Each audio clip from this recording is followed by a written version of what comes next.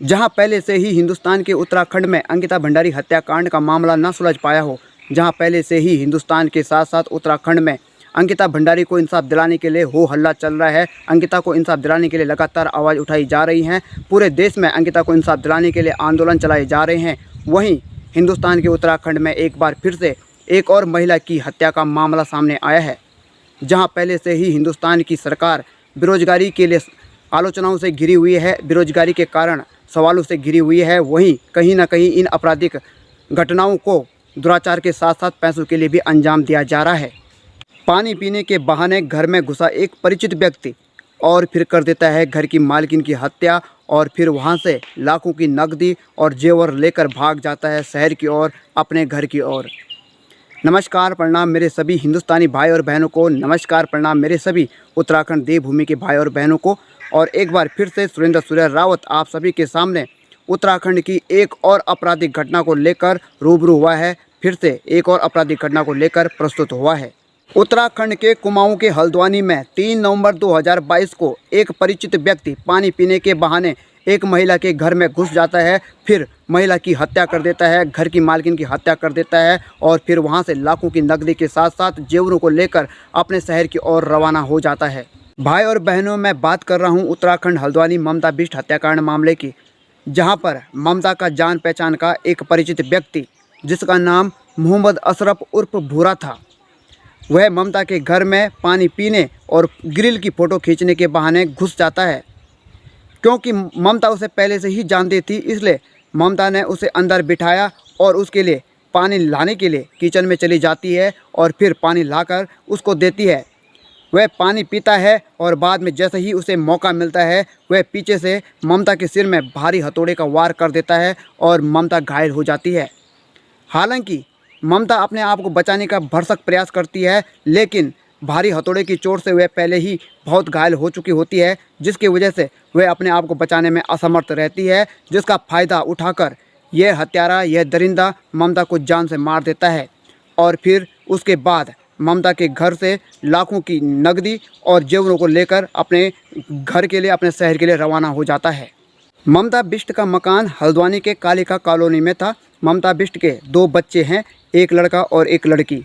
ममता बिष्ट के पति शंकर उधम सिंह नगर के बन्नाखेड़ा पुलिस चौकी में एक सिपाही थे, एक पुलिसकर्मी थे। 2:30 बजे बच्चों की छुट्टी होती है। मां को गेट पर न पाकर बच्चे काफ़ी नाराज़ दिखे और मां से नाराज़गी जताने के लिए जल्दी से घर आते हैं। घर आकर जब वो अपनी मां को नहीं पाते हैं तो दोनों के दोनों अपनी मां को ढूंढने की कोशिश करते हैं और जब रिया उनकी बेटी किचन में पहुंचती है तो मां को मरी हुई पाती है। उसके बाद बेटा तुरंत भागकर थाने में जाता है और पुलिस को सूचना देता है और रिया अपने पिता शंकर को फ़ोन लगाकर जानकारी देती है। ममता बिष्ट का घर हल्द्वानी के कालिका कॉलोनी में है। ममता बिष्ट के 2 बच्चे हैं, एक लड़का और एक लड़की। ममता बिष्ट के पति शंकर उधम सिंह नगर के बन्नाखेड़ा चौकी में पुलिसकर्मी हैं और वहां पर तैनात हैं। 2:30 बजे जब बच्चों की छुट्टी होती है तो बच्चे मां को स्कूल के गेट पर न पाकर काफ़ी नाराज़ होते हैं और नाराज़गी जताने के लिए जल्दी जल्दी घर आकर मां को गुस्सा दिखाने के लिए घर के अंदर घुसते हैं, लेकिन मां उनको घर के अंदर नहीं मिलती है। जब बहुत ज़्यादा मशक्क़त करने के बाद मां को ढूंढते हैं तो मां उनकी किचन में मिलती है और वहां पर मां को वो मरा हुआ पाते हैं। इसके बाद दोनों बच्चों के पैरों से ज़मीन खिसक जाती है। बेटा तुरंत भागकर पुलिस थाने में जानकारी देता है और बेटी रिया अपने पिता को फ़ोन कर जानकारी देती है। 1 बजे बच्चों की छुट्टी होती है। 3 बजे ममता बिष्ट का बेटा पुलिस को जानकारी देता है और 3:10 पर पुलिस प्रशासन की टीम ममता के घर पहुंच जाती है। 4 बजे ममता के पड़ोसी और वहां पर काम करने वाले ठेकेदार और मजदूरों से पूछताछ की जाती है और 5 बजे के करीब पुलिस प्रशासन की टीम हत्यारे को खोजने के लिए निकल पड़ती है। सबसे पहले पुलिस प्रशासन की टीम हल्द्वानी से पंतनगर, रुद्रपुर और उधम सिंह नगर से किच्छा तक जितने भी सीसीटीवी कैमरे होते हैं उनको खंगालना शुरू कर देती है। इस बीच उनको सीसीटीवी कैमरे में एक बाइक वाला मिल जाता है, जिसकी बाइक के पीछे नंबर प्लेट पर कपड़ा बांधा हुआ होता है। उस चीज़ को फॉलो करते हुए वह मोहम्मद अशरफ उर्फ भूरा के घर पहुंच जाते हैं और वहां से भूरा को पकड़ लेते हैं, हत्यारे और दरिंदे को गिरफ्तार कर लेते हैं। जब पुलिस प्रशासन की टीम हत्यारे दरिंदे मोहम्मद अशरफ उर्फ भूरा से पूछताछ करती है तो मोहम्मद अशरफ उर्फ भूरा नाम का यह दरिंदा पुलिस को बताता है कि 2 साल पहले वह सिपाही शंकर के घर में यानी कि ममता बिष्ट के घर में मकान पर काम करता था, ग्रिल लगाने का काम करता था और उसी से उसको ममता बिष्ट के घर के बारे में सारी जानकारी मालूम थी। प्यारा मोहम्मद अशरफ उर्फ भूरा पुलिस प्रशासन की टीम को बताता है कि वह भली भांति जानता था कि ममता बिष्ट घर में दिन भर अकेले होती है, उसके दोनों बच्चे दिन भर स्कूल होते हैं और उसका पति शंकर पुलिस चौकी में तैनात है। तो वह पानी पीने के बहाने और ग्रिल की फ़ोटो खींचने के बहाने ममता के घर में घुसता है। वह छत में जाता है और छत में ग्रिल की फ़ोटो खींचता है। ममता भी उसके पीछे पीछे छत में जाती है। बाद में ममता छत से नीचे उतरती है और किचन में जाकर पानी लाती है। तो वह पानी पीता है, लेकिन मौका मिलते ही वह ममता के सिर में हथौड़े से वार कर देता है और ममता की जान ले लेता है। और फिर वहाँ पर सारी नकदी, जितने भी 3000 की नकदी थी और जितने भी जेवर थे उनको लूट लेता है। एक प्लास्टिक के बॉक्स में कुछ और जेवर थे, लेकिन उनको वो नकली समझकर छोड़ देता है और वहाँ से भाग जाता है। जब वो घर जाता है तो वहाँ पर वह अपने कपड़ों से खून के धब्बे मिटाने की कोशिश करता है, जूतों से खून के धब्बे मिटाने की कोशिश करता है, लेकिन उसके कपड़े और जूतों से खून के धब्बे पूरी तरह से नहीं मिटते हैं और वह पकड़ा जाता है। बाद में वह अपनी सारी करतूत पुलिस के सामने रख देता है और बता देता है कि कुछ जेवर उसने पंखे के पीछे डिब्बे के अंदर छिपा रखे हैं और झुमके उसने फाइनेंस कंपनी को गिरवी दे रखे हैं और उनसे 35,000 रुपये लेकर कर्जा मुक्त हो चुका है। माना जा रहा है कि मोहम्मद अशरफ उर्फ भूरा कर्जे में डूबा हुआ था और वह कर्जा मुक्त होना चाहता था, इसलिए उसने इतनी बड़ी आपराधिक घटना को अंजाम दिया। भाई और बहनों, अब बात करते हैं हमारे देश के अंदर होने वाली आपराधिक घटनाओं की। हमारे देश के अंदर आपराधिक घटनाएं सदियों से होती आ रही हैं। हमारे देश के अंदर उत्तर प्रदेश आपराधिक घटनाओं का जीता जागता उदाहरण है। भले ही आज की डेट में योगी आदित्यनाथ जी की वजह से आपराधिक घटनाएं कम हो गई हैं, लेकिन हमारे देश के अंदर उत्तराखंड देवभूमि में पहले ऐसे आपराधिक घटनाएं नहीं हुआ करती थी। लेकिन आज की डेट में देवभूमि उत्तराखंड भी इन आपराधिक घटनाओं से अछूता नहीं रह गया है। हमारी देवभूमि उत्तराखंड में आपराधिक घटनाओं का बढ़ने का एक कारण बेरोजगारी भी है। दूसरा कारण सरकार की कानून व्यवस्था, सरकार की जो न्याय व्यवस्था है और हमारे देश की जो संविधान है, वह भी बहुत बड़ा कारण है आपराधिक घटनाओं के लिए। आप सभी जानते हैं कि हमारे देश के संविधान में बहुत सारी कमियां हैं, बहुत सारी खामियां हैं। हमारा देश का संविधान बहुत ही लचीला है और बहुत ही ज़्यादा फ्लेक्सिबल है। हमारे देश के संविधान में यह भी स्पष्ट रूप से लिखा गया था कि जब भी देश काल और परिस्थिति के साथ परिवर्तन की ज़रूरत होगी तो देश के संविधान में संशोधन किया जाएगा।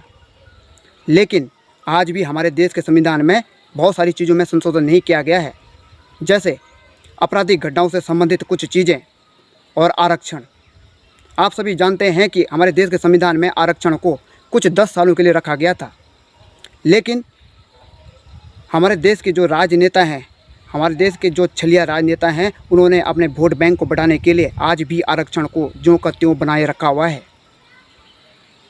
देश का संविधान बनते समय हमारे देश के कुछ दलित ही नहीं, ज़्यादातर दलित बहुत ही निम्न स्तर पर पहुंच गए थे। उनकी हालत बहुत ख़राब थी। इस वजह से भीमराव अंबेडकर जी और उनकी टीम ने हमारे देश के संविधान में आरक्षण को कुछ 10 सालों के लिए रख दिया था, ताकि हमारे देश के दलित भी ऊपर उठ सके। लेकिन उसमें स्पष्ट रूप से लिखा हुआ था कि 10 साल के बाद आप इसमें परिवर्तन कर सकते हैं। उनका मतलब ये था कि जब देश के हर प्रकार की जाति के लोग एक समान हो जाएं, देश में आर्थिक रूप से सब संतुलित हो जाएं, उसके बाद आप आरक्षण हटा सकते हैं। लेकिन आज भी वोट बैंक को बढ़ाने के लिए हमारे देश के दलितों को लगातार आरक्षण दिया जाता है और जिसकी वजह से असंतुलन फैल गया है, जिसकी वजह से जनरल कैटेगरी के लोग काफ़ी निम्न स्तर पर गिर चुके हैं। आज भी हमारे देश के अंदर कई दलित परिवारों में ज़्यादातर लोग सरकारी नौकरी पर हैं और ज़्यादातर जनरल कैटेगरी के लोग बिल्कुल बेरोजगार हो चुके हैं। उनकी आर्थिक स्थिति बहुत ही कमज़ोर हो चुकी है। आर्थिक स्थिति से वो उभर नहीं पा रहे हैं। बहुत सारे जनरल कैटेगरी के लोग आज भी एक एक पैसे के मोहताज बने हुए हैं और दलितों के घर में बहुत सारे लोग सरकारी नौकरी पर हैं, फिर भी उनको आरक्षण दिया जाता है।